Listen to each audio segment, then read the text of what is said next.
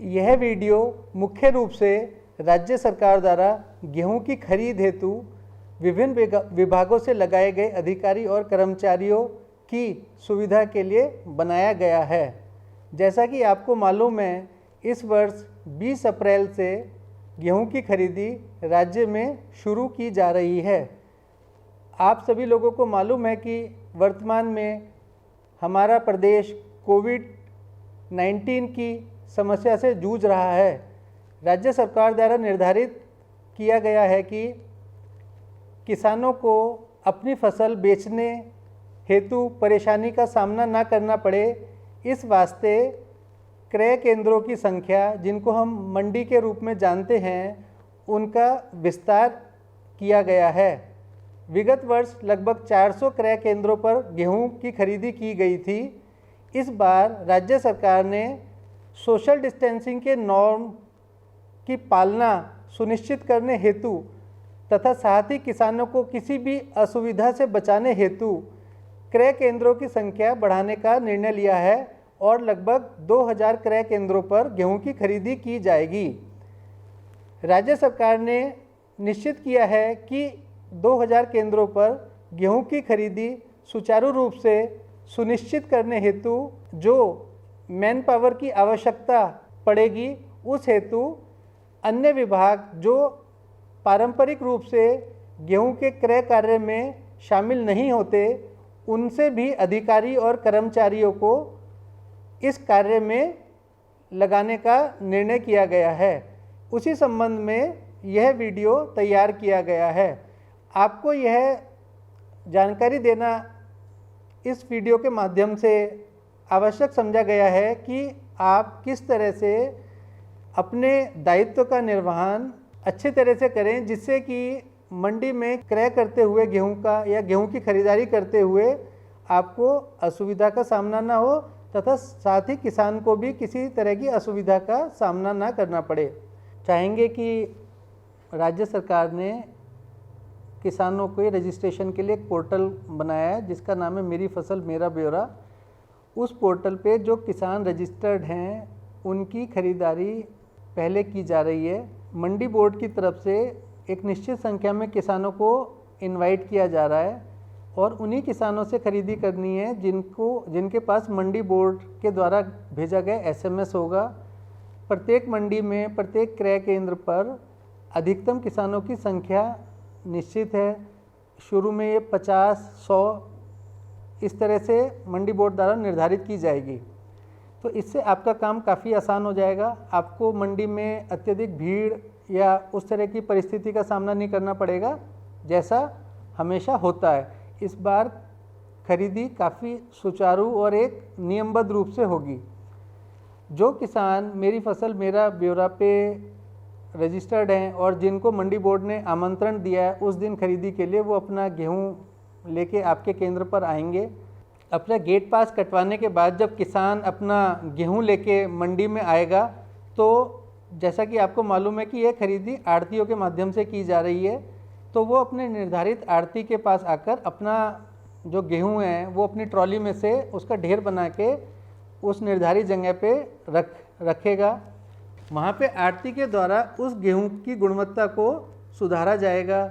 उसमें झाड़ू, उसमें झरना, उसमें उसका ढेर लगाकर, ढेर को फैलाकर उसके मॉइस्चर को निर्धारित लिमिट में लाने का कार्य ये सब आढ़ती के द्वारा किया जाएगा। और जब गेहूं की क्वालिटी गेहूं खरीदी के लिए तैयार होगा तो आढ़ती आपको बताएगा और उसके बाद गेहूं का ऑक्शन होगा जिसमें मंडी बोर्ड का कर्मचारी भी शामिल होगा।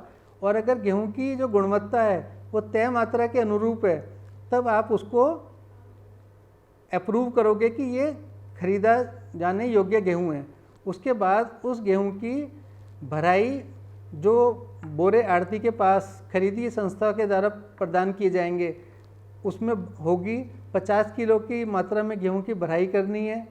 किसान अपने गेहूं को एक ढेर के रूप में आढ़ती द्वारा निर्धारित जगह पर लगाएगा। उसके बाद आढ़ती लेबर के माध्यम से जो गेहूं में बाह्य पदार्थ हैं जैसे तूड़ी है, घास है, मिट्टी है, उनको लेबर के द्वारा झाड़ू, झरना और पंखे की मदद से उनको उससे गेहूं से अलग करेगा और गेहूं को जो भारत सरकार और राज्य सरकार द्वारा निर्धारित मापदंड है उसके अनुसार प्रस्तुत करेगा।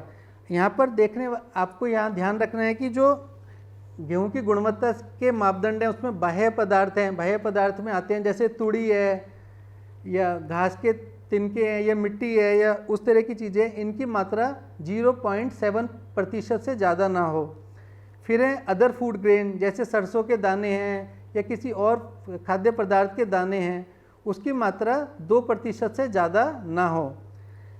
क्षतिग्रस्त दाने हैं, क्षतिग्रस्त दाने वो दाने हैं जो काले हो गए हैं, उनकी हम आपको ये जो पिक्चर दिखा रहे हैं इससे भी आपको समझने में सुविधा होगी कि किन दानों को क्षतिग्रस्त दाना माना गया है। जैसा कि आप इस वीडियो में देख रहे हैं कि इस प्रकार के दाने क्षतिग्रस्त दाने हैं।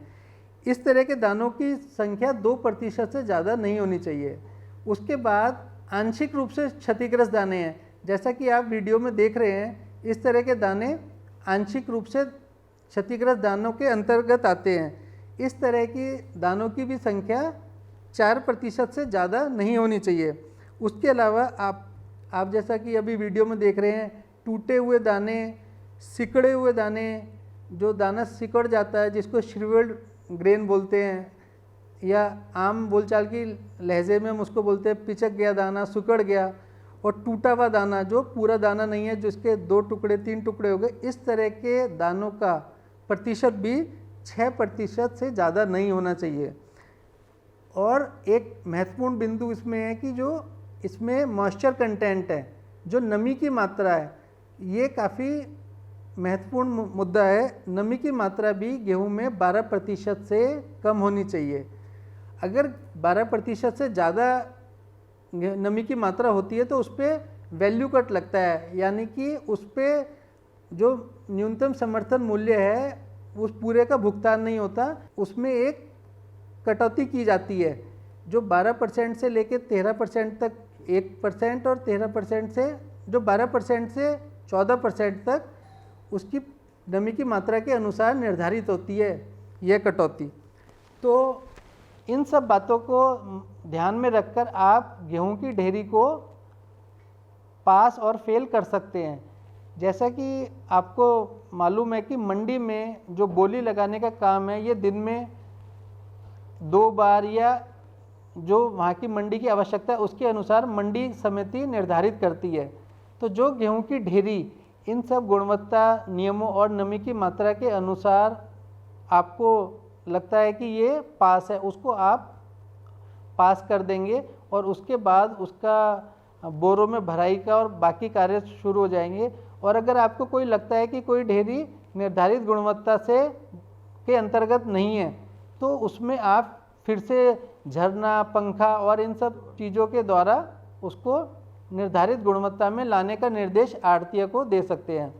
अगर किसी ढेरी में आपको लगता है कि इसमें मॉइस्चर जो कि नमी निर्धारित मात्रा से ज़्यादा है तो उसको धूप में एक्सपोजर दे देते हैं, ढेरे को थोड़ा फैला के और उसमें 2-3-4 घंटे धूप में रख देते हैं जिससे कि नमी की मात्रा उसमें कम हो जाए।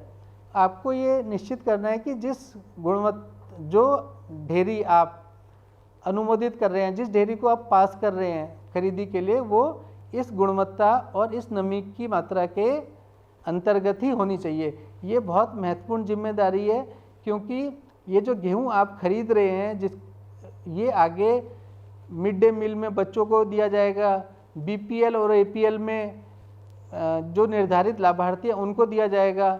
ये पूरी तरह से मानव कंजम्पशन और हमारे खाने पीने के लिए आप खरीद रहे हैं, तो आप इस चीज़ का विशेष तौर पे ध्यान रखें। चूँकि आप हो सकता है कि पहली बार ही इस तरह के कार्रवाई कर रहे हों खरीदने की, तो आप इस चीज़ का ध्यान रखें कि ये मानव या मनुष्यों के खाने के योग्य पदार्थ आप खरीद रहे हैं, जो छोटे बच्चों को स्कूलों में कहीं पे भी दिया जा सकता है। तो आप गुणवत्ता का विशेष रूप से ध्यान रखें। अब जब आप एक बार इसको गुणवत्ता में सही पाते हैं तो आप इसको जो मंडी बोर्ड की बोली है उसमें आप इसको ओके कर देंगे, अप्रूव कर देंगे, अनुमोदित कर देंगे, पास कर देंगे। आपके द्वारा पास होने के बाद इस गेहूं को बोरों में भरा जाएगा।